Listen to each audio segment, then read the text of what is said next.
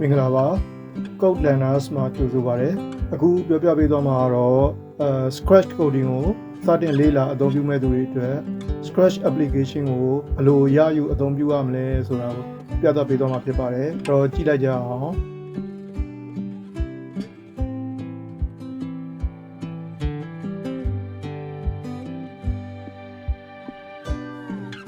Scratch coding ကိုအသုံးပြုတဲ့အခါမှာ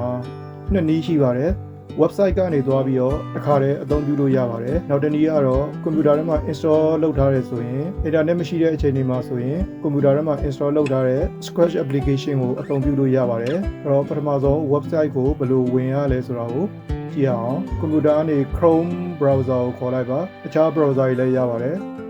Chrome ကတော့လောဆယ် popular လည်းဖြစ်တယ်သုံးရတာလည်းအဆင်ပြေတယ်ပေါ့နော်Chrome browser ကိုခေါ်လိုက်ပါ Okay Chrome browser ပေါ်လာပြီဆိုရင်အပေါ်က address bar မှာ scratch mid လို့ရိုက်ထည့်ပေးပါအဲ့ဆိုရင် scratch နဲ့ပတ်သက်တဲ့ website တွေကြာလာပါလိမ့်မယ်အဲ့ဒီမှာအပေါ်ဆုံးက scratch.mid.edu အဲ့ဒါလေးကိုနှိပ်ပေးရပါမယ်အဲ့ဒီအောက်ကဒါလေးပေါ့နော်နှိပ်လိုက်ပါScratch website ကြာလာပြီဆိုလို့ရှိရင် create ကိုနှိပ်ရပါမယ်ခဏလေးစောင့်ပေးရပါတယ်လိုအပ်တဲ့ function တွေကိုသူက loading လုပ်နေတာပါအခုလို့ပေါ်လာလို့ဆိုရင်တော့ Scratch ကိုစပြီးတော့အသုံးပြုလို့ရပါပြီပေါ်လာတဲ့ဟာလေးတွေကို close နဲ့နှိပ်ပေးလိုက်ပါဒါဆိုရင်တော့စပြီးသုံးစွဲလို့ရပါပြီဒါကတော့ browser မှာသုံးတဲ့နည်းပါဖုန်းမှာလည်းဒီတိုင်းပဲသုံးလို့ရပါတယ်ဖုန်းရဲ့ Chrome browser မှာဒီနည်းလမ်းတိုင်းသုံးလို့ရပါတယ် tablet တို့ iPad တို့ဆိုရင်တော့ပိုပြီး screen ကြီးတော့ပိုပြီးအဆင်ပြေတာပေါ့နော်နောက်ပြီးတော့ internet မရှိတဲ့အချိန်မှာ internet ကိုအသုံးမပြုဘဲScratch coding ကို download လုပ်ထားပြီးတော့တခါတည်းကွန်ပျူတာထဲမှာ install လုပ်ထားတဲ့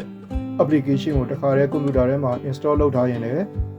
internet မလိုပဲအသုံးပြုလို့ရမှာဖြစ်ပါတယ်အဲ့ဒါလေးကိုတခါတည်းပြပေးပါမယ်ဒီနေရာမှာပဲပေါ့နော်စောစောကလိုပဲ scratch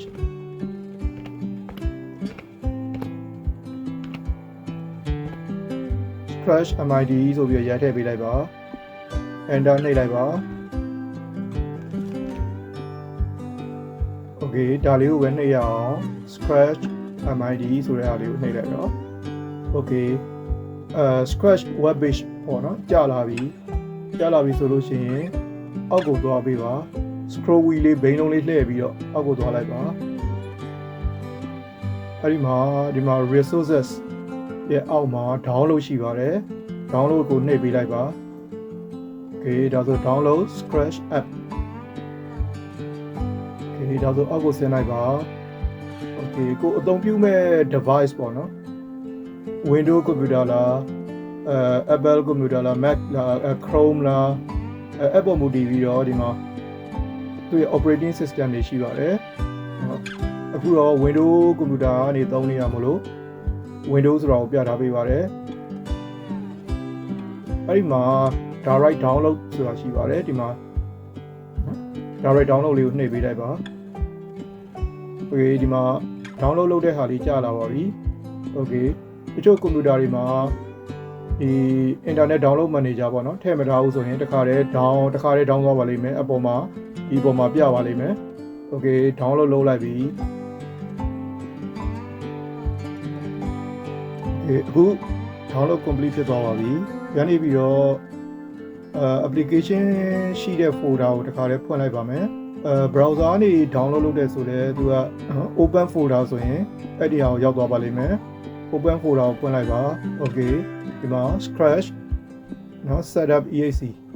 နော်ဒီ file လေးကို double click နှိပ်ရပါမယ်ကဲတခါတည်းနှိပ်လိုက်ပြီ okay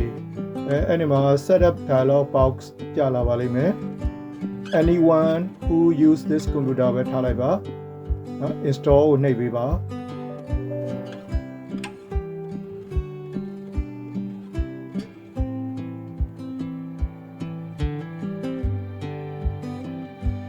okay ဒါဆိုရင် complete ဖြစ်သွားပါပြီScratch 3 setup က complete ဖြစ်သွားပါပြီ အမှ run ကိုအမှန်ကြီးလေးချစ်ထားရဲဆိုရင်တခါတည်း finish နဲ့ရင် scratch ကပွင့်လာပါလိမ့်မယ်ကြည့်အောင် finish ကိုနှိပ်ပေးလိုက်ပါမယ်ပွင့်လာပါပြီ scratch